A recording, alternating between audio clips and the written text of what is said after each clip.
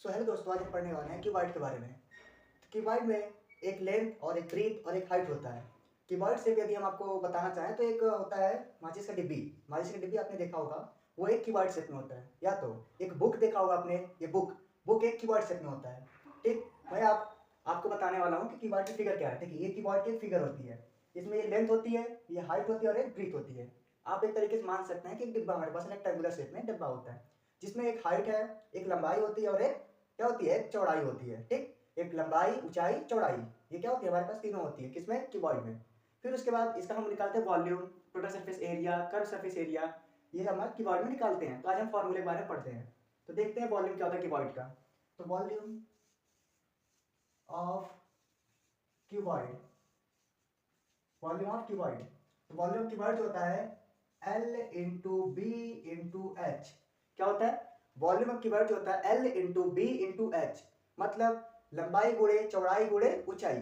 ठीक, length into height into breadth. मैं आपको हिंदी और इंग्लिश दोनों में कंपेयर पढ़ाता रहूंगा। ओके, फिर आते हैं हम कर्व सरफेस एरिया पे। कि क्यूबॉइड का कर्व सरफेस एरिया या तो लेटरल सरफेस एरिया क्या होता है, तो इसका निकालते हैं हम।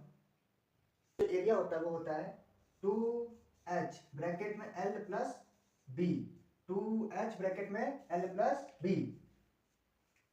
इस क्या होता है, क्यूबॉइड क्या होता है, रेक्टेंगल से मिलकर बनता है। किससे? रेक्टेंगल से। और ये देखिए, एक रेक्टेंगल यहाँ और एक रेक्टेंगल यहाँ। तो कर्व सरफेस एरिया मतलब जो होता है, हम एक तरह से क्या निकालते हैं, उसका पेरीमीटर निकालते हैं। क्या निकालते हैं? पेरीमीटर। तो उसका बाउंड्री लेते हैं। क्या चीज? बाउंड्री। तो आपने पढ़ा होगा कि पेरीमीटर ऑफ रेक्टेंगल, आपने पढ़ा होगा पेरीमीटर ऑफ रेक्टेंगल। तो उसका क्या फॉर्मूला, 2 ब्रैकेट में L प्लस बी। क्या होता है? 2 ब्रैकेट में L प्लस बी। तो ठीक उसी प्रकार ये 2h ब्रैकेट में L प्लस बी, इसमें क्या है, h है, तो इसमें क्या करते हैं, मल्टीप्लाई करवा देते हैं। h से मल्टीप्लाई करवा देते हैं, क्या निकल जाता है हमारे पास, curve surface area of cuboid. फिर इसके बाद आता है total surface area of cuboid. क्या आता है? Total surface area of cuboid. Total surface area of cuboid देखते हैं हम।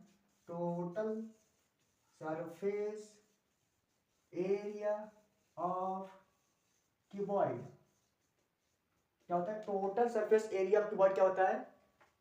2 ब्रैकेट में L B plus b h plus h l, ये होता है हमारा total surface area of cuboid.